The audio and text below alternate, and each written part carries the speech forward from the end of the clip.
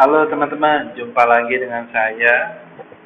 Kali ini saya pengen sharing tentang jenis-jenis fund investasi yang ada di asuransi unit link. Oke, nggak lama-lama lagi kita langsung mulai aja ya.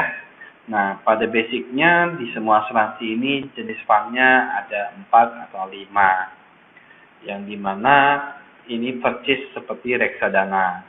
Ya, cuman kalau di reksadana benar-benar pure investasi. Kalau di link investasi plus asuransi. Ya, kalau dibanding returnnya yaitu ya balik lagi lah, kalian masing-masing hitung aja. Kalau saya perhatikan itu kurang lebih mirip-mirip, tapi bedanya karena ada biaya asuransi, jadi nilai rupiahnya kita akan lebih kecil dibanding kalau kita investasi murni di reksadana. So, kita mulai.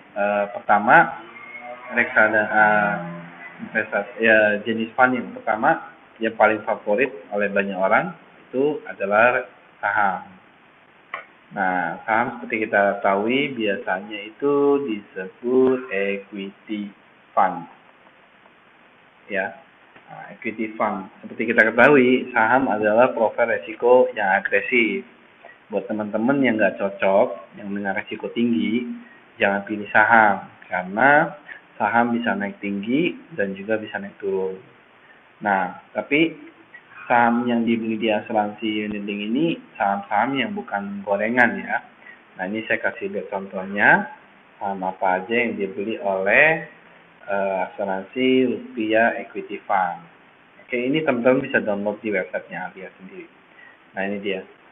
Nah, portfolionya 5 besar sahamnya itu ada BCA 13%. Ini per Desember 2020. Ada BRI juga, ada Telkom, ada Unilever, ada Bank Mandiri. Nah, sisanya kurang lebih seperti itu, ya. Nah, di saham sendiri pun nggak 100% taruh saham kok. Ada deposito juga 5% sekian. Ya, ini ramuannya dari manajer investasinya dari Allianz. Oke, jadi saham-saham yang kita beli adalah saham-saham yang blue chip. Oke. Nah, yang kedua adalah pendapatan tetap.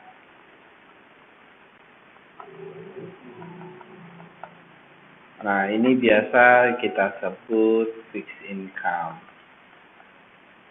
Nah, ini yang di investasi kita ini dibelikan ke reksadana pendapatan tetap. Reksadana pendapatan tetap sendiri pun itu dimainkan di obligasi, surat utang negara, ya suku, ya.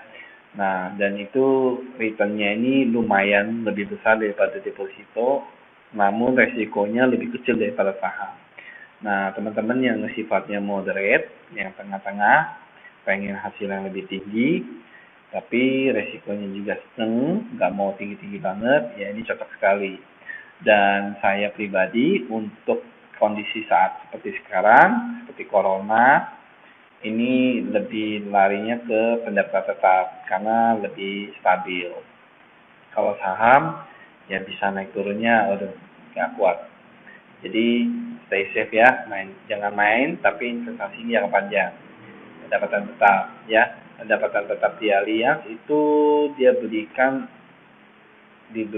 ke ini fixed income-nya itu ke pendapatan tetap reksadananya ya, sama deposito 4%. Jadi ya aman.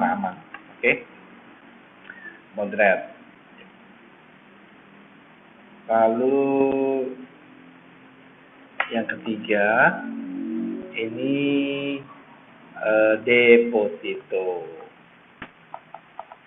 Nah, deposito yang kita tahu bersama sangat-sangat aman, tapi juga sangat-sangat rendah returnnya. Sehingga kalau teman-teman yang beli asuransi unit link, tapi penempatannya di deposito, ini kalau top up investasi nggak gede teman-teman, ini uang Anda akan terus terkuras. Karena returnnya itu hampir dibilang tidak bisa menutupi biaya asuransi yang ada. Seperti itu. Nah, jadi saya nggak pernah beli nasabah itu masukin ke deposito, selalu ke saham atau pendapatan tetap, ya.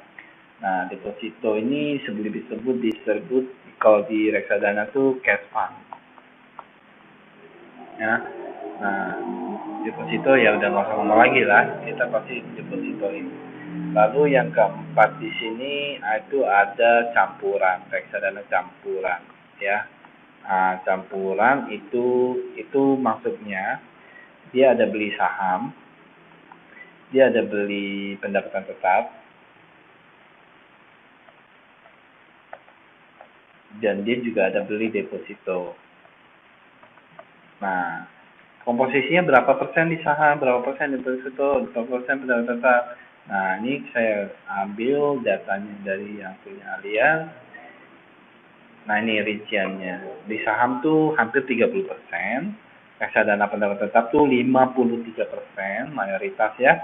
Dan reksadana alternatif tuh 4%, depositonya 11% sekian. Nah, saham-saham yang dibeli pun dari 30% tersebut, BCA nomor 1, 3,94%, ya seperti teman-teman lihat ya. Seperti itu. Nah, ini campuran. Nah, ada campuran satu lagi tuh, namanya balance fund plus kalau di Allianz. Nah, bedanya apa balance fund plus? Bedanya komposisinya aja, sahamnya lebih besar. Nah, ini hampir 70% itu saham.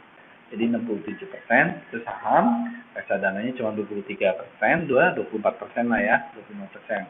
Sisanya deposito cuma 6%. Nah, jadi kalau ini return kalau tinggi lagi sama lagi naik, returnnya sama lebih tinggi dibandingin balance fund yang satu lagi. Seperti itu. Ya, dan lagi-lagi saham yang dibeli adalah ya seperti itu lagi top 5-nya. Nah, jadi teman-teman, eh, campuran ini resikonya sedang ya, bisa lebih tinggi dari pendapatan tetap, bisa juga lebih rendah. Tapi yang pasti lebih besar daripada deposito. Nah, tapi bisa juga lebih rendah daripada saham. Nah, jadi tergantung teman-teman nih, lebih cocok profil risikonya yang mana. Ya, saya tidak berani menyalahkan apa-apa, cocok-cocokan saja. Ya, kalau saya pribadi lari ke fixed income untuk tahun-tahun ini. Karena kita belum jelas ke depannya seperti apa saham ini. Oke, demikian. Kalau jika ada pertanyaan, tulis saja di kolom komentar. Mungkin suatu hari saya bisa balas. Semoga saya bisa jawab. Ya, untuk coba boleh komen juga mau di-sharingkan apalagi yang Anda pengen tahu tentang polis asuransi. Oke, demikian dari saya. Semoga bermanfaat. Sampai jumpa di next video. Thank you. Terima kasih sudah nonton. Jangan lupa like, subscribe, dan share ya.